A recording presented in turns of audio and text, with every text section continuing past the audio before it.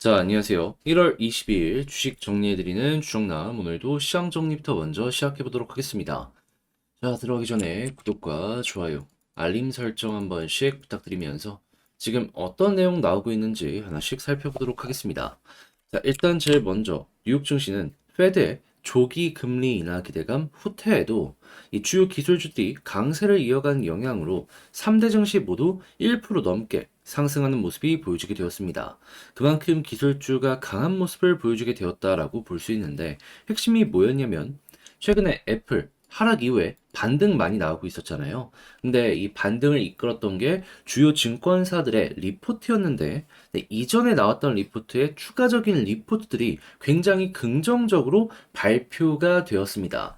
뱅크 오브 아메리카에 이어서 에버코어도 이런 식으로 뉴스 말머리에도 보여주고 있죠. 자, 그래서 이런 내용들 때문에 1% 넘게 애플이 올라가는 모습이 보여지게 되었고요. 이외에도 TSMC가 실적 호조 모멘텀 지속 등의 상승세를 이어가는 모습이 보여지게 되었고 AI의 대장인 엔비디아 역시도 반도체 업황 개선은 물론이거니와 이 AI에 대한 기대감이 이어지면서 4% 넘게 급등하는 모습을 보여주며 기술주 전체가 큰 폭으로 반등하는 모습이 보여지게 되었습니다.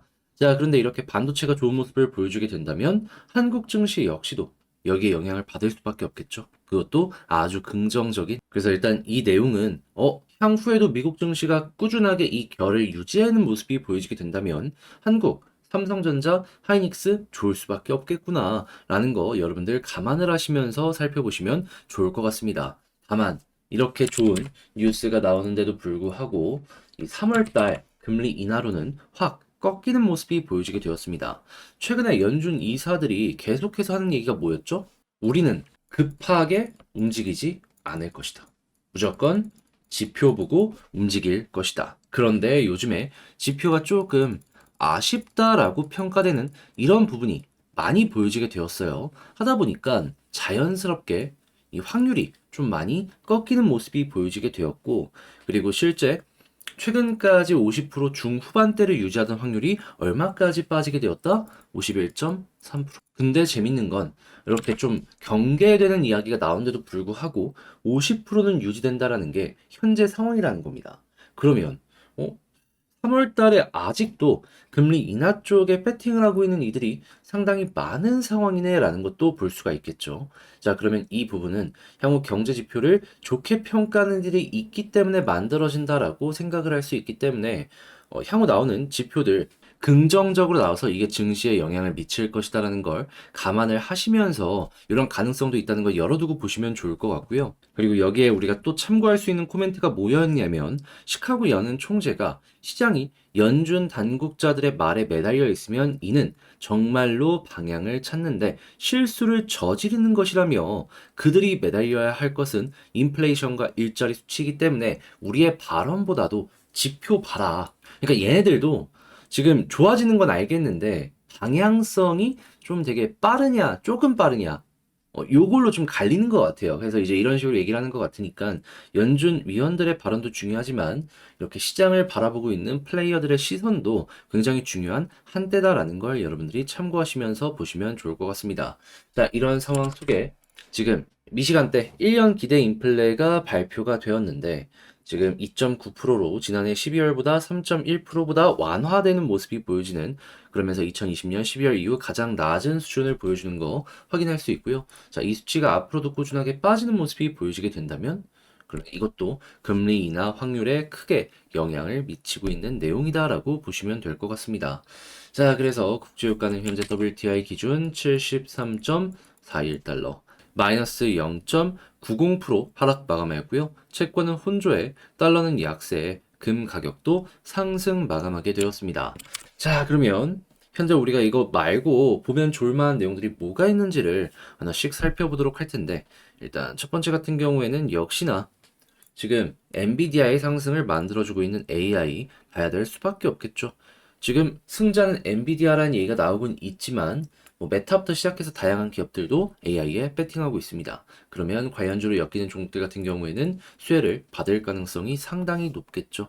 자, 이런 상황 속에 요즘에 이제 갤럭시 S24 새로 만들어지며 다음은 이제 폴더블 폰 요 순서다라는 시선들이 오고 있는데 지금 접었다 펴도 주름이 거의 없는 이 폴더블 기술이 LG 디스플레이에서 공개했다라고 합니다. 그렇다면은 올해 다시 OLED 반등하는 것 아니냐라는 얘기가 들려오고 있는 상황 속에서 나름 기대감을 가지면서 이 종목 바라볼 수 있겠죠. 그래서 좋은 소식이다라고 보시면 될 것 같고, 그리고 애플 비전 프로 19일 사전 예약 시작하고 30분 만에 완판됐다라고 하거든요.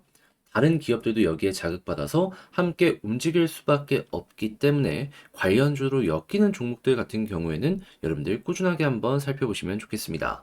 이것도 이 올해 한 해 굉장히 뜨거울 가능성 높을 것 같아요.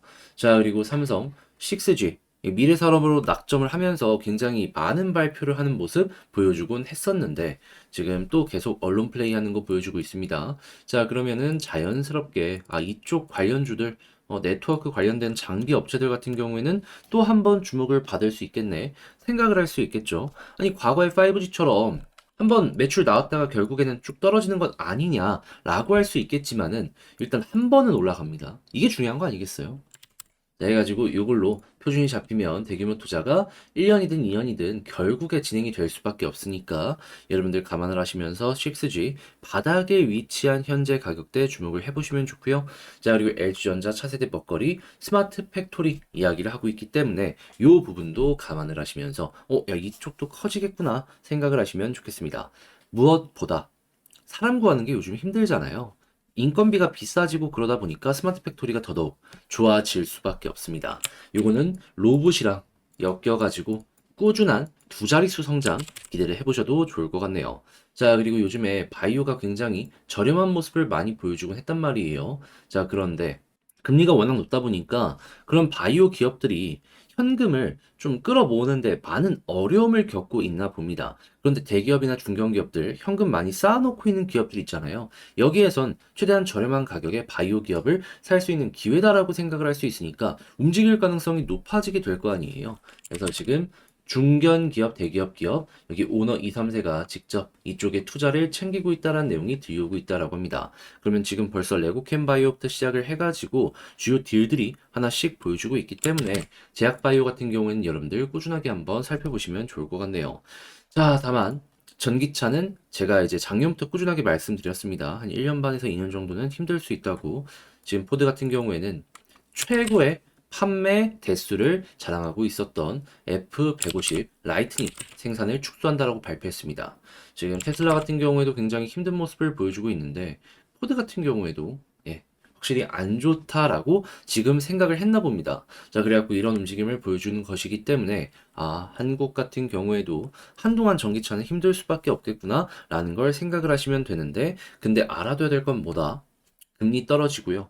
그리고 이제 플랫폼이 또 하나 발전하면은 전기차도 이제 쓰기가 괜찮은 부분으로 많이 보여줄 수가 있을 거거든요. 그러면은 판매 대수는 자연스럽게 다시 한번 올라올 수도 있을 겁니다. 자, 그럼 이것도 결국에는 사이클을 탄다 정도로만 생각을 하시면 될 것 같고, 그러면 그때에 맞춰가지고 지금 중국 광물에 대한 규제가 보여지고 있기 때문에 이에 대해서 반발 수혜를 받는 뭐 다른 지역의 이 원자재를 가지고 있는 기업들 같은 경우에는 수혜를 받을 수 있다. 요 생각을 하시면서 보시면 좋을 것 같고요.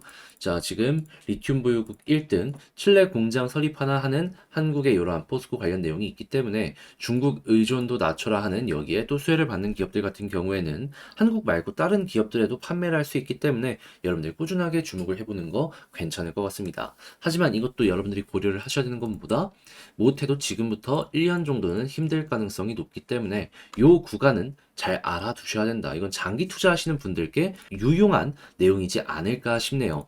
자, 이렇게 해서 시장 정리 한번 싹 해봤는데 어떻게 여러분들께 도움이 되었을지 모르겠습니다. 잘 보았다라고 생각을 하신다면 구독과 좋아요, 알림 설정 한 번씩 부탁을 드리고요. 그리고 지금 말씀드린 내용들 같은 경우에는 우리 텔레그램 공부방에서 제가 장 시작하기 전에 이렇게 올려드리고 그 이외에도 진짜 말 그대로 공부 뭐 악재 같은 것도 공부될 것 같아 이렇게 올려드리는 게 있거든요. 이렇게 해드리고 있으니까 같이 한번 이 어려운 시장 헤쳐나가 보고 싶다라고 생각을 하시는 분들이 있다면 영상 소개란에 있는 텔레그램 링크 클릭하시고 입장하셔서 증권사 리포트들 같은 거 같이 한번 참고를 하시며 시장이 어떻게 굴러가는지 객관적으로 볼 수 있는 눈을 키우는데 좋은 영향 받아 가셨으면 좋겠습니다. 자, 그러면 개별 종목 살펴보도록 할게요. 제가 이번에 가지고 온 종목은 두산 에너빌리티를 가지고 왔습니다. 일단 오늘 좀 올라가나 싶었는데 좀 빠졌어요. 아쉽긴 합니다. 그럼에도 이 차트가 조금 아쉬운 거랑은 반대로 나오고 있는 내용은 너무 좋거든요. 어떤 내용 나오는지 하나씩 살펴보도록 할 테니까 들어보시고 도움 된다면 구독과 좋아요, 알림 설정 한 번씩 눌러주시면 감사드리겠습니다. 자, 일단 가장 먼저 최근에 어떤 소식이 들려오게 되었냐면 11차 전력 수급 계획 이게 발표가 되었는데 신규 원전이 2 플러스 1 이렇게 반영이 되었다라고 합니다. 그러니까 현재 정권에서는 신규 원전 추가로 짓는 것까지 생각을 하고 있는 것 같아요. 그게 이렇게 보고서로 나오게 된 거니까요. 그렇다면은 야 이거 건설을 위해 가지고 타당성 조사하고 구체적으로 예산까지 집행이 되려는 모습이 보여지게 된다면 어떻게 될까요? 자연스럽게 우리나라에서 원전 죽이기 독점 납품업체 어디다? 두산 에너빌리티 입장에서는 또 하나의 대형 수주가 올 것이다. 올해도 신한울 3, 4호기 관련 내용들 때문에 두산 에너빌리티 상당히 재미가 있었잖아요. 이 외에도 원전 관련주 하면은 굉장히 긍정적으로 반응을 했었고 그것만큼의 큰 내용이 온다라는 것이기 때문에 더더욱 이 내용을 우리는 편안하게 볼 수가 있는 것이죠. 그리고 이렇게 해서 예산까지 확실하게 잡히는 모습이 보여지게 된다면 이전과는 또 다른 점이 뭐가 있냐면 정권이 바뀐다라고 하더라도 이제 문재인 정권 때 원전 한번 잡았다가 원전 관련 생태계가 완전히 망가지는 걸 우리는 봤었잖아요. 그러면 후속 정권 이 부담감 때문에라도 잡혀 있는 거 계속 이어갈 수밖에 없을 겁니다. 새로운 걸 안 할 수는 있어도 기존 걸 빠그라들인다? 그럼 이건 말 나올 수밖에 없을 거예요. 무엇보다 전 세계가 원전이 좋다라고 하는데 자기 혼자 안 좋다라고 해가지고 여기에 좀 반대로 가는 이런 모습이 보여줄 수는 없는 거니까요. 근데 여기에 대해서 막 독일 같은 곳들을 예시로 들어가지고 우리도 그렇게 하면 되는 거 아니냐라고 할 수 있잖아요. 지금 독일 시위하고 난리 났습니다. 전기도 비싼데 제조업으로 먹고 사는 국가의 제조업 경쟁력이 빠지다 보니까는 나라가 계속 역성장 직전까지 몰리는 모습이 꾸준하게 보여지고 있어요.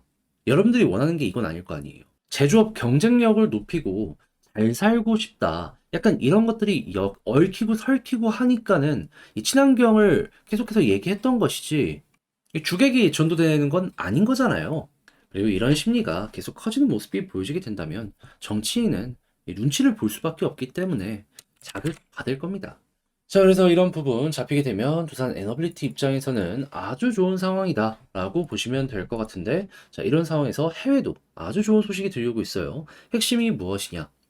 우크라이나 이쪽에서 두산 에너빌리티 일거리를 줄 것 같아요.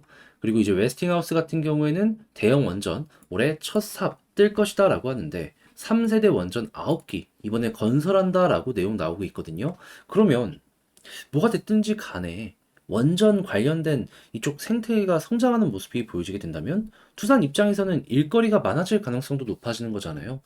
이것 자체를 우리는 기대라고 얘기하고 가격에는 뭐다? 선반영이 될 수밖에 없을 겁니다.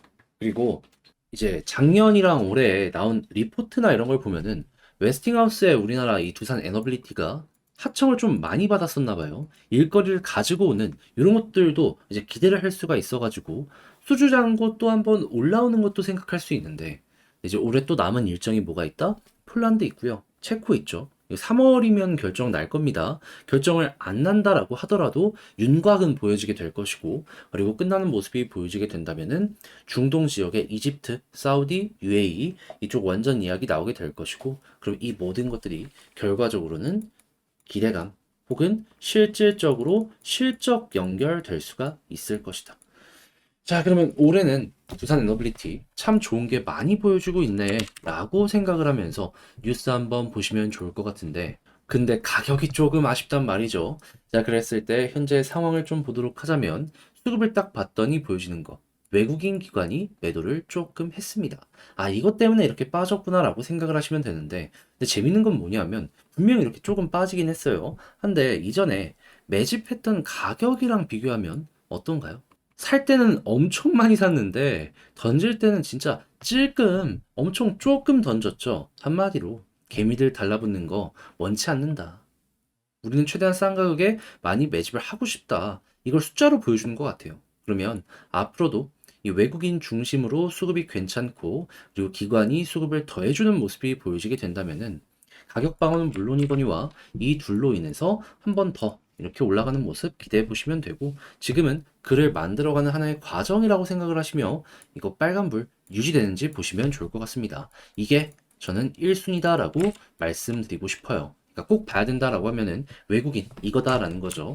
자, 그럼 이 상황 속에서 지지라인과 저항선 그리고 이제 여기서 우리가 볼 수 있을 만한 패턴이 뭐가 있는지를 생각해 보도록 하자면 지지라인 같은 경우에는 지금 60일선 여기서 자리 잡으려는 모습이 보여지고 있잖아요. 버티면 걱정하지 말고 편하게 보시고 이탈한다라고 하더라도 뭐 주봉이나 월봉 상에 지지라인 아래에 확실하게 깔려 있는 거 있으니까 여기 한번 참고해 보시고요. 자, 그런 상황에서 볼린저 하단을 찍은 만큼 이 21선 검정색 여기를 돌파하는 모습이 보여지게 된다면 과거에 증명했죠. 하단 찍고 중앙선 돌파하면 상단까지 간다. 이거는 최근뿐만 아니라 과거에 그리고 다른 종목에서도 많이 보여주는 패턴이기 때문에 이거 생각을 하시면서 여기 돌파하면 일단 이 부근까지 올라갈 수 있다라는 걸 생각을 하시면 좋겠습니다. 그런데 이 초록색 선 121선을 돌파하는 모습이 보여지게 된다면 과거에 여기서 계속 돌파를 실패했잖아요. 그런 만큼 힘이 응축되어 있어서 여기 돌파하면 한번 이렇게 파동 나올 수 있다는 거 기대해 보시는 거 좋을 것 같습니다. 그때 1차 목표 481선. 왜 241선은 아니냐? 이렇게 핵심 저항을 만들어 놓고 돌파했을 때 이 두산 에너빌리티 과거의 패턴에서요. 그 다음 저항을 수월하게 돌파하는 경우가 상당히 많았었습니다. 자, 그러다 보니까는 이런 것들은 과거의 패턴에서 확인을 할 수 있기 때문에 일단 241선 R라는 두대 수월하게 돌파할 수 있다라는 것도 생각을 하면서 보자라는 것이죠. 그리고 이런 모습이 보여줬을 때 항상 481선까지는 가왔습니다. 그래서 약간의 시간 차이는 있을지언정 여기는 노려보셨으면 좋겠네요. 그러다가 만약에 481선까지 돌파하는 모습이 보여지게 된다면 어떻게 된다? 자, 그때는 여기 보시면 아시겠지만 돌파했을 때 한번 이렇게 반등하는 모습 기대할 수 있고요. 그런 다음에 자리를 잡으면 한 번 더 올라가는 모습 생각해 볼 수 있다. 그때는 목표를 2만원 아래까지 노려보는 거 좋을 것 같네요. 2만원 위에는 개미들이 많이 물려 있어서 안 물려 있는 그 아래. 이걸 일단 현재 구간의 목표로 잡자라는 거죠. 자, 해서 두산 에너빌리티 지금 봐야 되는 부분에 대해서 총정리를 한번 해봤는데 요거 글로 한번 적어보면서 영상 마치도록 하자면요. 일단 첫 번째 같은 경우에는 나오는 뉴스를 봤을 때 너무 완벽하다. 걱정할 필요 없을 것 같다. 그리고 두 번째 수급을 봤을 때 외국인 위주로 일단 보는데 현재까지는 문제될 거 없다. 세 번째 지지라인 같은 경우에는 베스트는 61선인데 이탈한다라고 하더라도 주봉과 월봉 보면은 단단한 거 있으니까 그거 위주로 한번 보시면 되고 21선 돌파한다면 본격적인 상승의 시작 노려보자. 자, 그랬을 때 1차 목표는 어디다? 121선. 그런 다음에 여기 돌파하는 모습이 보여지게 된다면 어느 순간 481선까지 가는 거 노려보면 좋고 돌파한다면 2만원까지 노려보자. 이렇게 설명드리며 자, 두산 에너빌리티 정리 영상 마치도록 하겠습니다. 자, 이렇게 오늘도 쭉 봤는데 도움이 되었길 바라고요. 오늘은 제가 좀 컨디션이 안 좋아가지고 영상을 하나만 찍으려고 하니까 이해해 주시길 바라며 전 다음에 더 좋은 영상으로 인사드리겠습니다. 이상 주식 정리해드리는 주정남이었고요. 여러분들 모두 월요일 화이팅입니다.